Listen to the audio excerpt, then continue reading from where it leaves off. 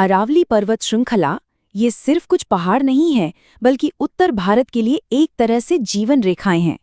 लेकिन जरा सोचिए, क्या हो अगर इनकी रक्षा के लिए बनाया गया एक नियम ही अनजाने में इनके वजूद के लिए सबसे बड़ा खतरा बन जाए। आइए आज इसी को समझते हैं कि कैसे एक छोटी सी परिभाषा ने सब कुछ बदल कर रख दिया। जब भी हम पहाड़ों की बात करते हैं ना, तो सबसे पहले दिमाग में हिमालय का नाम आता है ना? लेकिन आपको जानकर हैरानी होगी कि अरावली श्रृंखला हिमालय से भी कहीं ज्यादा, बहुत ज्यादा पुरानी है। ये दुनिया की सबसे प्राचीन पर्वत श्रृंखलाओं में से एक है। इनका जन्म प्रोटेरोजोइक युग में हुआ था, यानी आज से लगभग 1.9 अरब साल पहले। ये वो वक्त था जब धरती पर जीवन बस अपनी शुरुआती शक्ल ले ही रहा था। तब से लेकर आज तक करोड़ों सालों के मौसम की मार झेलते झेलते जो पहाड़ कभी बहुत ऊंचे हुआ करते थे, वो अब घिसकर छोटे रह गए हैं। इसका नाम ही इसकी पूरी कहानी बयां करता है। अरावली संस्कृत के 2 शब्दों से मिलकर बना है, जिसका मतलब है चोटियों की एक लाइन या एक कतार।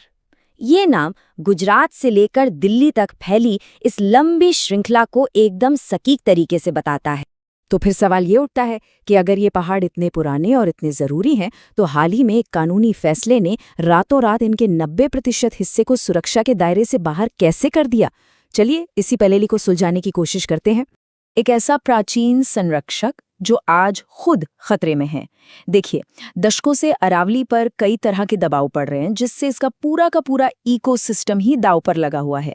दशकों से एक तरफ तो कानूनी और गैर कानूनी खनन ने इन पहाड़ों को अंदर से खोखला कर दिया है, वहीं दूसरी तरफ दिल्ली एनसीआर के बेतरतीब शहरी फैलाव और रियल एस्टेट प्रोजेक्ट्स ने इसके जंगलों को निगल लिया है। नतीजा, हरियाली खत्म हो रही है, जमीन के नीचे पानी का लेवल गिर रहा है और हवा की क्वालिटी तो बदतर होती ही जा रही है। अब इस पूरी समस्या को देखते हुए सुप्रीम कोर्ट ने एक कदम उठाया और नियत बिल्कुल सही थी। कोर्ट ने देखा कि अलग अलग राज्य अरावली को अपनी अपनी सहूलियत के हिसाब से परिभाषित कर रहे थे, जिससे नियमों को तोड़ना मरोड़ना आसान हो जाता था। इसलिए कोर्ट ने सरकार से कहा कि एक यूनिफॉर्म यानी एक जैसी परिभाषा बनाइए, ताकि पूरी श्रृंखला को ठीक से बचाया जा सके। लेकिन इस नेक इरादे का जो नतीजा निकला वो सच में चौंकाने वाला था। नई परिभाषा ने सुरक्षा देने के बजाय अरावली के एक बहुत बड़े हिस्से को ही कानूनी तौर पर असुरक्षित छोड़ दिया। और यहीं पर सारा खेल बदल गया। देखिए, पहले क्या था कि ढलान जैसे कई पैमानों के आधार पर छोटी और नीची पहाड़ियों को भी सुरक्षा मिल जाती थी। लेकिन नई परिभाषा बहुत ही सीधी सपाट है। सिर्फ वही पहाड़ी अरावली मानी जाएगी जो अपने आसपास की जमीन से कम 100 मीटर ऊंची हो। इस 100 मीटर के नियम का असर विनाशकारी था। एक झटके में अरावली का लगभग 90% हिस्सा कानूनी तौर पर पहाड़ी होने के दर्जे से ही बाहर हो गया। और ये सिर्फ कोई अंदाजा नहीं है। फॉरेस्ट सर्वे ऑफ इंडिया के एक आकलन से पता चला कि राजस्थान, जहां अरावली का सबसे बड़ा हिस्सा मौजूद है, वहां सिर्फ 8.7% जमीन ही इस 100 मीटर के नियम पर खरी उतरती है। इसका सीधा मतलब ये हुआ कि एक बहुत बड़ा इलाका अब कानूनी तौर पर खनन और कंस्ट्रक्शन के लिए खुल गया। तो अब सवाल ये है कि ये जो छोटी पहाड़ियां हैं, जिन्हें अब कानूनी सुरक्षा नहीं मिलेगी, ये इतनी ज़रूरी क्यों हैं? असल में हमारे इकोसिस्टम के लिए ये छोटी नीची पहाड़ियां ही बेहद अहम हैं। चलिए देखते हैं कि ये नीची पहाड़ियां काम क्या करती हैं। सबसे पहले तो ये थार रेगिस्तान से आने वाली धूल भरी आंधियों के लिए एक नेचुरल दीवार की तरह काम करती हैं, जो एनसीआर को रेगिस्तान बनने से बचाती हैं। दूसरा, ये बारिश के पानी को सोखकर जमीन के नीचे पहुंचाती हैं, जिससे लाखों लोगों के लिए पीने का पानी बना रहता है। और तीसरा, ये तेंदुए और नीलगाय जैसे जंगली जानवरों के लिए आने जाने का एक सुरक्षित रास्ता, एक कॉरिडोर भी है। इस नई परिभाषा का सीधा असर दिल्ली एनसीआर में रहने वाले करोड़ों लोगों पर पड़ेगा। धूल रोकने वाली ये दीवार हटी तो दिल्ली की हवा और जहरीली हो सकती है। जमीन के नीचे पानी जाना बंद हुआ तो दिल्ली, गुड़गांव और फरीदाबाद में पानी का संकट और गहरा सकता है।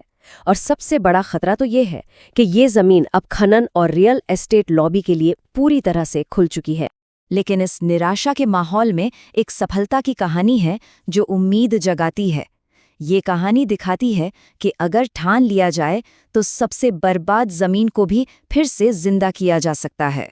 गुड़गांव में अरावली बायोडायवर्सिटी पार्क की इस जगह को देखिए। एक जमाने में ये जगह खनन और पत्थर तोड़ने वाली मशीनों से भरी एक बंजर और वीरान जमीन थी। और फिर आम लोगों और एक्सपर्ट्स की सालों की मेहनत के बाद आज ये एक हरा भरा जीता जागता जंगल है। ये बदलाव सच में किसी चमत्कार से कम नहीं है। आज ये पार्क 392 एकड़ में फैला है और यहाँ 300 से ज्यादा तरह के देसी पौधे और 185 से ज्यादा पंछियों की प्रजातियां पाई जाती हैं। इतना ही नहीं, international union for conservation of nature यानी IUCN ने इसे भारत की पहली OECM साइट का दर्जा दिया है। ये इस बात का जीता जागता सबूत है कि रिकवरी मुमकिन है। तो आज अरावली एक ऐसे दोराहे पर खड़ी है जहां से दो बिल्कुल अलग रास्ते जाते हैं। अब चुनाव इस बात पर निर्भर करेगा कि हम इसे किस नज़र से देखते हैं।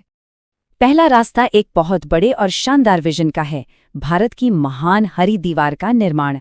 ये पर्यावरण मंत्रालय का एक बहुत बड़ा प्लान है, जिसके तहत गुजरात से दिल्ली तक अरावली के साथ साथ एक विशाल हरा भरा कॉरिडोर बनाया जाएगा। इसका मकसद जमीन को बंजर होने से रोकना और प्रदूषण के खिलाफ एक बफर जोन बनाना है। और दूसरा रास्ता वो बहुत अलग और तबाही वाला है। ये रास्ता इस नई कानूनी परिभाषा से खुलता है, जहां अरावली को सिर्फ पत्थर और जमीन का एक सोर्स माना जाता है। अगर ये रास्ता चुना गया तो हम अरावली के 90% हिस्से पर बड़े पैमाने पर माइनिंग, रियल एस्टेट का फैलाव और एक ऐसी इकोलॉजिकल तबाही देख सकते हैं जिसे शायद कभी भी ठीक नहीं किया जा सकेगा। ये उन सभी जरूरी सेवाओं का अंत होगा जो ये प्राचीन श्रृंखला हमें देती है। तो